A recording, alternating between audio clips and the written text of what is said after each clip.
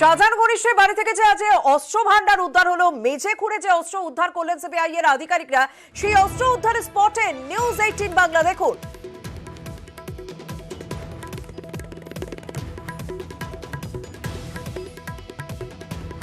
দীর্ঘ 12 ঘন্টা সিবিআইয়ের তরফ থেকে তল্লাশি অভিযান চালানো হয় এবং যে আবু তালেবের বাড়িকে ঘিরে প্রথম তল্লাশি অভিযানের নামে কেন্দ্রীয় তদন্তকারী সংস্থা, সেই আবু তালেবের বাড়ির সামনে আমরা এবার দেখানোর চেষ্টা করব একেবারে বাড়ির ভেতরে গর্ত খুঁড়ে রাখা হয়েছিল এবং এখানেই সেই বিপুল পরিমাণে বিস্ফোরক মজুত করা হয়েছিল। সিবিআইয়ের যারা অফিসাররা রয়েছে তারা এসে সেই গর্ত খোঁড়েন এবং সেখান থেকে যে বিস্ফোরক, সেই বিস্ফোরক বার করা হয় এবং প্রচুর পরিমাণে আর্মস, গুলি, সেগুলি কিন্তু এই গর্ত থেকেই বের করে নিয়ে আসা হয় এবং দেখানোর চেষ্টা করব সেই খোঁড়া যে কংক্রিট, সেই কংক্রিট কিন্তু আবু তালেবের বাড়ির পাশেই ফেলে রাখা হয়েছে এবং বাড়িতে কেউ নেই, এখনো কিন্তু সেই বাড়ি তালাবন্ধ অবস্থায় রয়েছে।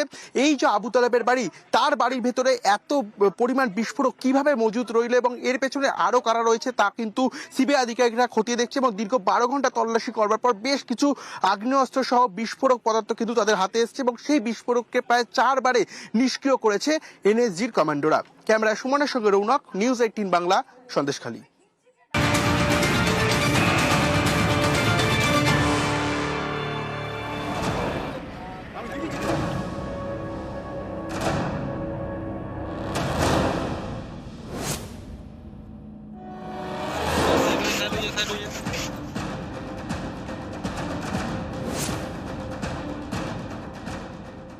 সন্দেশখালীতে এনএসজির হানা দেখলে মনে হবে যুদ্ধের ট্যাঙ্ক, আসলে এটি একটি রিমোট চালিত রোবট। এই রোবট দিয়ে সন্দেশখালীতে তল্লাশি এনএসজি। ইডি সিবিআই এর পর শুক্রবার সন্দেশখালীতে এনএসজি, ভোটের মাঝে শাহজাহানের খাস তালুকে এনএসজির অপারেশন। ইডির উপর হামলার ঘটনায় সিবিআই হেফাজতে সন্দেশখালীর শেখ শাহজাহান। শাহজাহানের একাধিক ঘনিষ্ঠ কেন্দ্রীয় এজেন্সির হেফাজতে। সিবিআই এর দাবি, আবু তালেব মোল্লা নামে একজনের ঘরের মেঝে খুঁড়ে মিলেছে লুকোনো অস্ত্রের ভান্ডার। সিবিআই এর দাবি, উদ্ধার হওয়া আগ্নেয়াস্ত্রের বেশিরভাগই বিদেশি। এর মধ্যে রয়েছে প্রচুর গুলি, 5টি রিভলভার, 2টি পিস্তল। এর মধ্যে একটি পুলিশের কোল্ট রিভলভারও রয়েছে বলে চাঞ্চল্যকর দাবি সিবিআই এর। তদন্তকারীদের প্রশ্ন, কিভাবে আবু তালেবের ঘরে পুলিশের রিভলভার? পুলিশের অস্ত্র কি তাহলে লুট হয়েছিল? সিবিআই এর দাবি, তল্লাশিতে উদ্ধার হয়েছে শাহজাহানের একাধিক নথিও। এই সবই নাকি উদ্ধার হয়েছে আবু তালেব মোল্লার ঘরের মেঝে খুঁড়ে। শাহজাহান ঘনিষ্ঠ জিয়াউদ্দিন মোল্লা, জিয়াউদ্দিনের ঘনিষ্ঠ আবু তালেব মোল্লা। ইডির উপর হামলার ঘটনার তদন্তে এদিন সন্দেশখালীর সরবেরিয়ায় যায় সিবিআই। সকাল 10টা নাগাদ আবু তালেব মোল্লার বাড়িতে হানা দেয়। তার বাড়ির ভিতর ও বাইরে একসঙ্গে শুরু হয় তল্লাশি। মেঝে খুঁড়তে কয়েকজন কর্মী নিয়ে যায় সিবিআই। সিবিআই এর দাবি, বাড়ির মেঝে খুঁড়তেই মেলে অস্ত্র ভান্ডার। সিবিআই এর দাবি, তদন্তে জানা গিয়েছে আগে দিন মজুরের কাজ করতেন তালেব, পরে টোটো কেনেন। এরকম একজনের কাছে এত অস্ত্র কেন? কেন এত বিদেশি আগ্নেয়াস্ত্র? সূত্রের খবর, সিবিআই খবর পায় বিস্ফোরকও মজুত করা হয়েছে। এদিন বিকেলে 4টে নাগাদ সন্দেশখালীতে পৌঁছন এনএসজি কমান্ডো।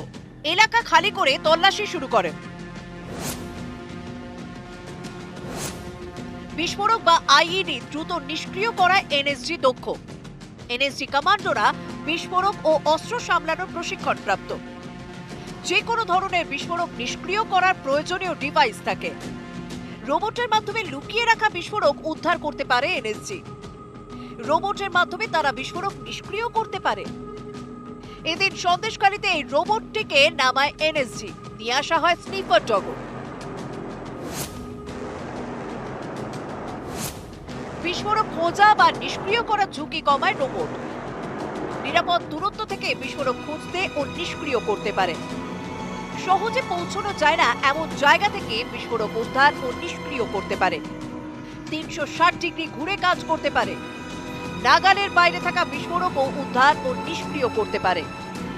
সেই রোবট দিয়ে দীর্ঘক্ষণ তল্লাশি, তারপর উদ্ধার হয় বিস্ফোরক। সেগুলি দেশি বোমা বলে সন্দেহ সিবিআই এর। পরে সেগুলি নিষ্ক্রিয় করে NSG bomb disposal squad. News 18 Bangla.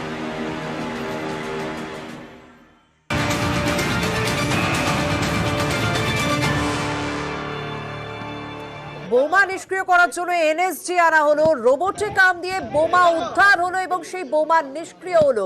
সেই গ্রাউন্ড জিরোয় নিউজ 18 বাংলা।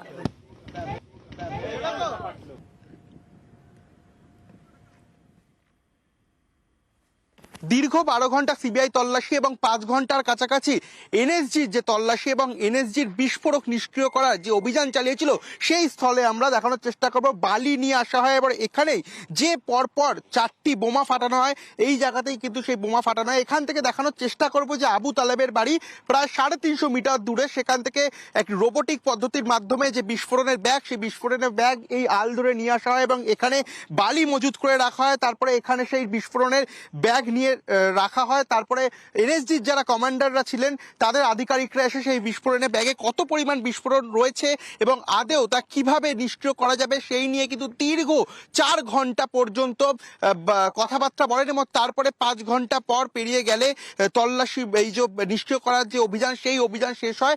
লাগাতার 4টি যে বোমা, সেই বোমা এখানেই ফাটানো হয়েছে এবং যে বিপুল পরিমাণ বিস্ফোরক পদার্থ মিলেছে আবু তালেবের বাড়ি থেকে, সেই বিস্ফোরক পদার্থ কিন্তু এই জায়গাতেই নিষ্ক্রিয় করা হয়েছে।